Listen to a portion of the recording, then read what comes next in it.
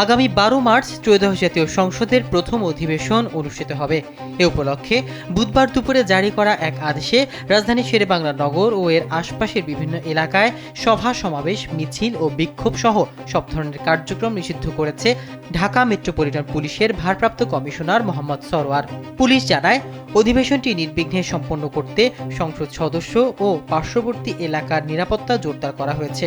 এজন্য Dhaka metropolitan police ordinance অনুযায়ী নির্দিষ্ট কয়েকটি সড়ক ও এলাকা সব ধরনের সমাবেশ, মিছিল, শোভাযাত্রা ও বিক্ষোভ নিষিদ্ধ করা হয়েছে।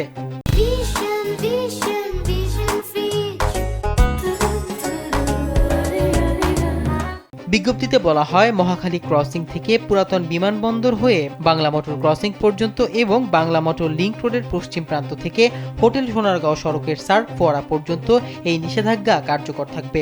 এছাড়া পান্থপথ থেকে ফার্মগেট এলাকা, শ্যামলী মোড় থেকে ধানমন্ডি ১৬, রোকেয়া সরণি থেকে বিজয় সরণি পর্যন্ত সড়ক এবং জাতীয় সংসদ ভবনের সংরক্ষিত এলাকাও এর অন্তর্ভুক্ত থাকবে। ডিএমপি আরও জানিয়েছে, ত্রয়োদশ জাতীয় সংসদের প্রথম অধিবেশন শেষ না হওয়া পর্যন্ত এই আদেশ কার্যকর থাকবে এবং নগরবাসীকে আইন মেনে চলার আহ্বান জানানো হয়েছে।